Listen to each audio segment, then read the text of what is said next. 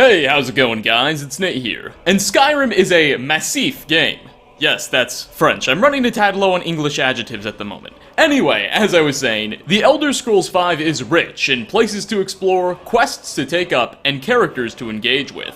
Suffice to say, there is no shortage in activities to keep the Dragonborn busy in Skyrim. However, well over half a decade later, many of us may finally be starting to feel like we've done it all. Beaten the game on each difficulty, explored every nook and cranny, and assassinated the Emperor in a dozen ways, and are now beginning to question if there's anything really left to do in this game. Well, that's what this video is here for today. Sit back and relax as we take a look at 5 more things you probably didn't know you could do in The Elder Scrolls V Skyrim.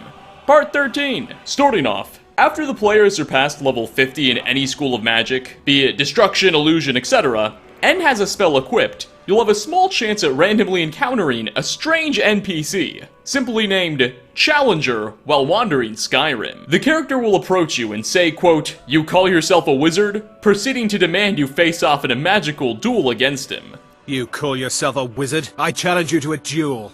You can oblige the request and agree, or attempt to talk him down. Alas, no matter which option you choose, the challenger will not take no for an answer anyway, and as soon as you exit dialogue, he'll turn hostile. Now, this is already a surprising little interaction as is.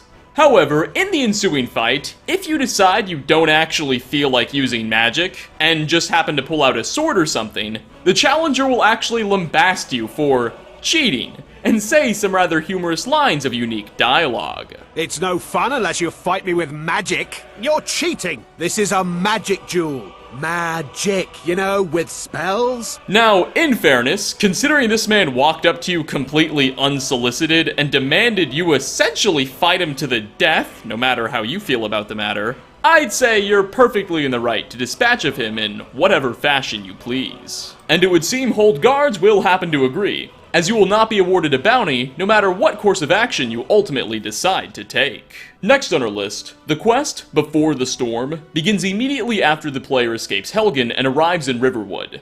There, the residents will send you off to the regional capital of Whiterun to inform the Jarl of the recent dragon attacks and request he send troops to their village, as it's currently left defenseless. Once you arrive in Bolgrup's court and deliver the news, he'll send a guard detachment to Riverwood and thank the player for their actions, but then request you assist his court wizard, an arrogant mage named Farengar Secretfire, with his current, quote, research into dragons, given its newfound significance. Farengar will proceed to condescendingly ask you to find an artifact called the Dragonstone from Bleak Falls Barrow, a large ancient Nordic ruin in the mountains. You're not initially told the significance of the Dragonstone, but much later on in the questline, it's revealed that the object is in fact a map of a number of ancient dragon burial grounds. Regardless, your journey into the ancient Nordic ruin to recover the item is the basis of the quest Bleak Falls Barrow, and it serves as the player's introduction to Dungeons and Draugr in Skyrim. You'll ultimately find the stone near a ward wall at the end of the dungeon,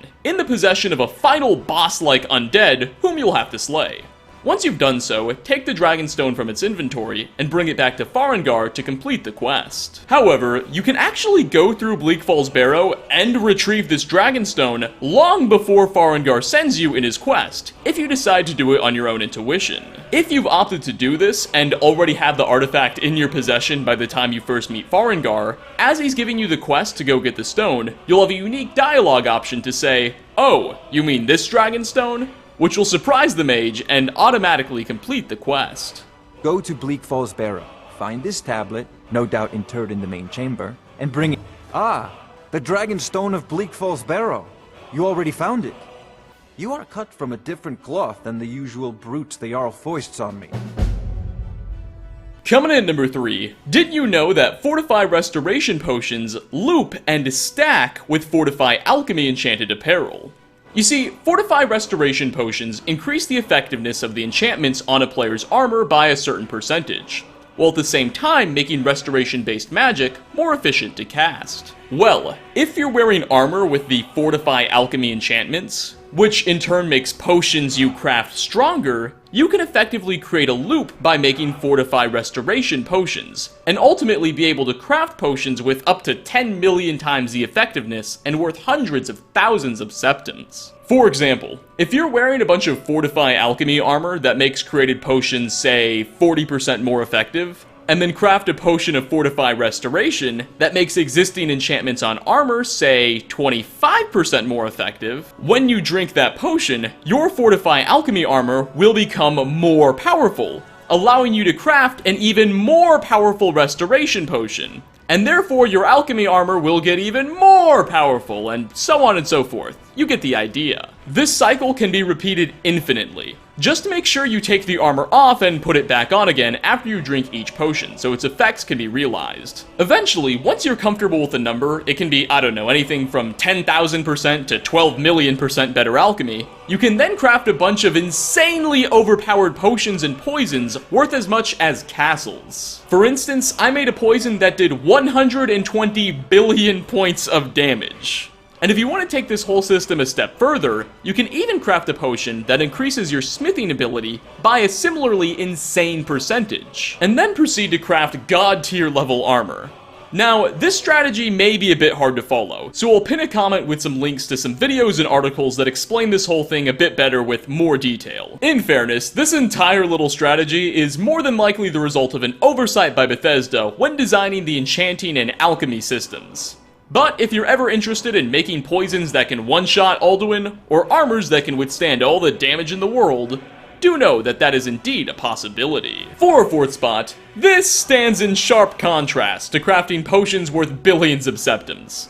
But should the Dragonborn decide to open the inventory of knapsacks or barrels, a world interaction may be triggered, in which, after you exit that inventory, NPCs nearby have a chance at commenting on the player, quote, rummaging through the trash. The funny thing here is that NPCs with different personalities will have very different remarks regarding the player's behavior.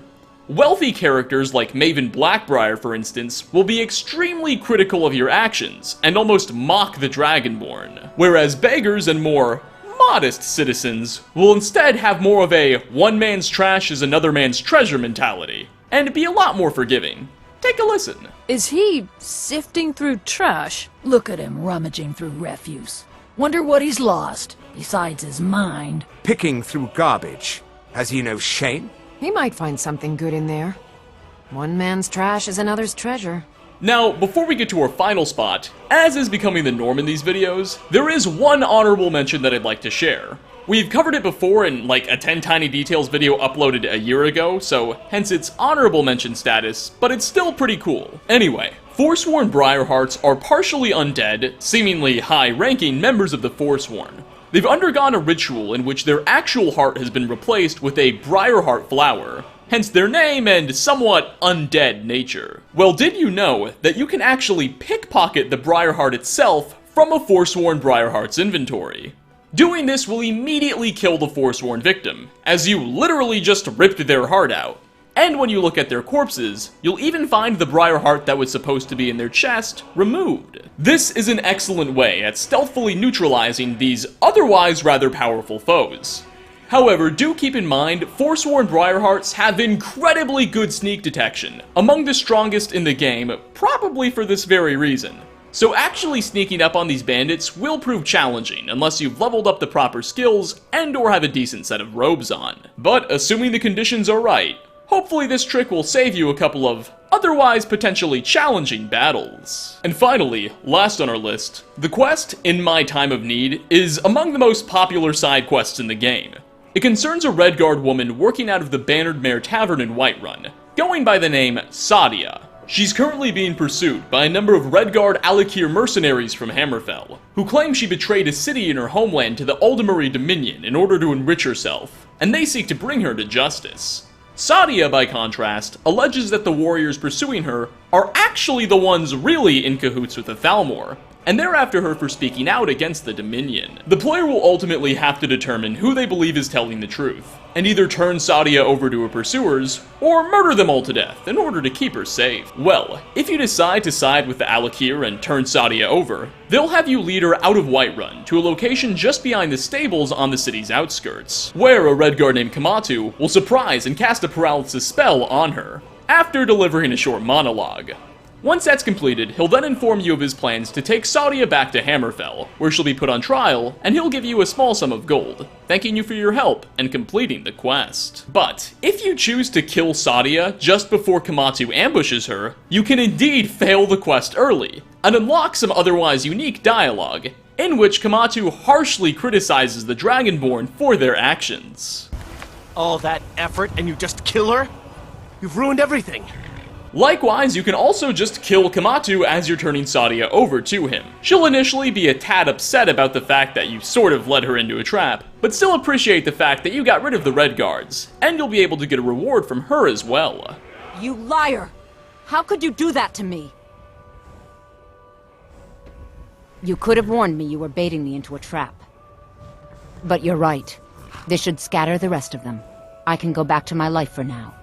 You have my thanks. Whatever the case, we'll probably never know for sure who's telling the truth, so you might as well make some coin out of it while you can. Anyway, with that last bit of entrepreneurial advice, we are going to wrap up. Thanks for watching, everybody. 5 more things you probably didn't know you could do in The Elder Scrolls V Skyrim. Which of what was shown off on this list did you find to be your own personal favorite? And what sort of activities and side takes on different quests do you know of that I've yet to cover? Also, who do you think is telling the truth? Satya or Kamatu? I really like these discussions. Leave a comment down below. As always, like ratings are very much appreciated. Again, thanks for stopping by, and hope to catch you all in my next video.